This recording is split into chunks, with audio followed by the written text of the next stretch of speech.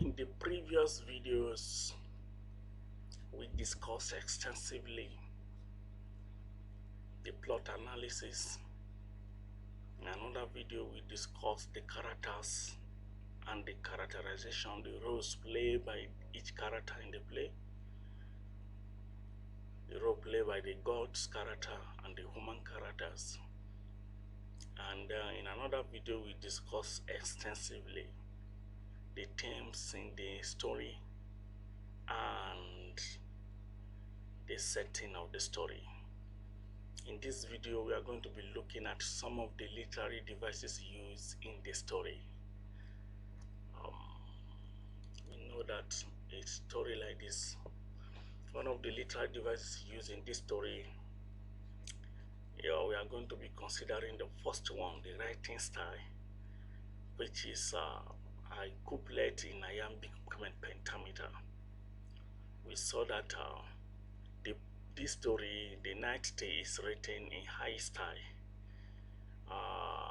Where that means that it uses a lot of noble, courtly words. It uses words that are high.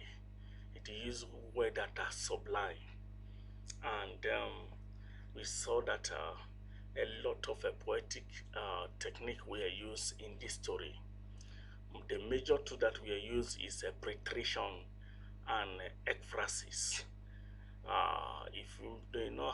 If you don't know the meaning before, preterition is telling another something by saying that you are not going to tell them about it. And we saw that occurs a lot in this story. We saw where the narrator described Asaite's funeral. Instead of just describing it, we also see where it also described the marriage between Emily and Palamon. So we saw another one that is used here is that of ekphrasis. In case you don't know the meaning before, it's a very lengthy dramatic description of a work of visual art in writing.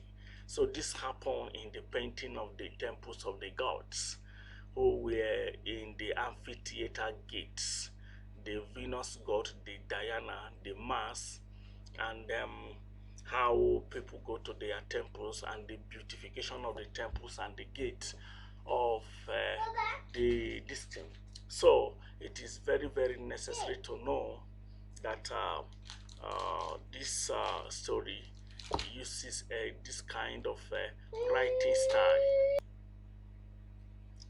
So let's look at another one.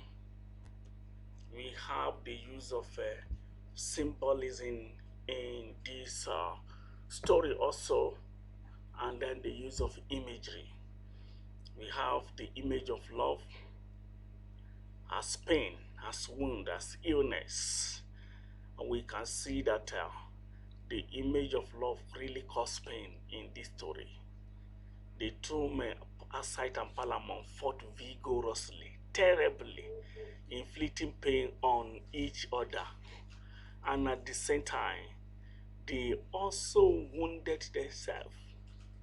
The illness that resulted from the fighting, the fire that broke from her.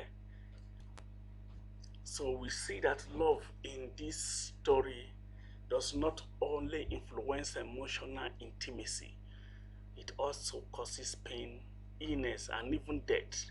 Because the fire that erupted from her, that made Asite cripple, paralyzed, also led to his death. And we also see the image of sword, which was used for war, the image of suffering, especially the widows who were suffering and then crying, looking for help from Theseus to save their dead body, their husband dead bodies, and let them be buried. Then also, let's look at symbolism in the story. We have the amphitheater. What does this symbolize? And you note that the amphitheater was built by Theseus because of the battle between Palamon and Asite for who to win the hand of Emily in the battle. So the narrator tells us that the stadium is built in tears, that when a man was set on a degree, he lit not his flare for to see. That is page 100, 1303 to 1300 to 1034, 1033 to 1034. So we saw that it also symbolized royalty. It symbolizes battle and the beauty of fighting for what somebody believes in. And at the same time, we have another symbols, the symbols of horse. It symbolize dignity, royalty, and power.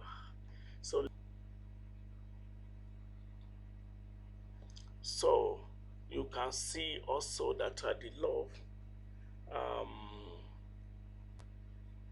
the use of the image of love also symbolize pain, wound, and illness, as we have said before. And also, why does it symbolize pain? Because the people that fought for the love suffer a lot of pain. They wound each other, and even resulted to illness when the fire erupted and hit our site. It resulted to illness. And then we see the use of symbolism in the story also. The amphitheater symbolizes greatness.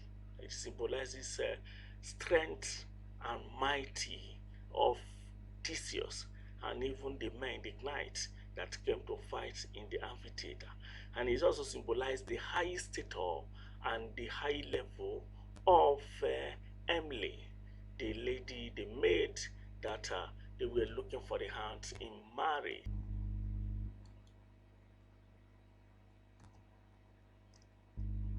Okay, omniscient narrative, as we also said before. Then let's look at the use of allusion.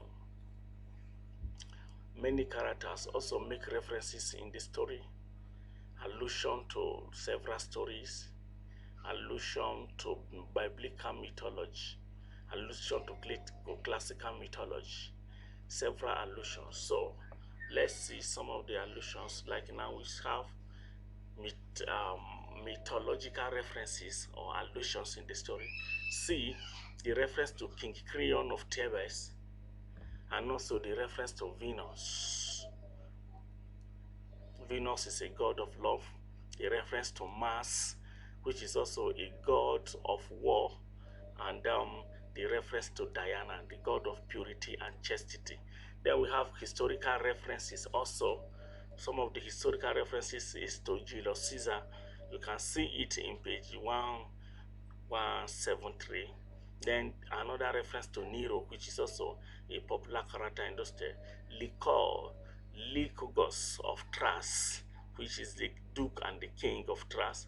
Then Emeritus, the King of India. So these are references to historical allusions, to historical things. And then you look at, that is why I try to separate them, both the historical and the physical, the historical and the mythological references. So make sure you subscribe to this channel. We are going to be discussing several other literary texts, and we'll be uploading these videos also. Try and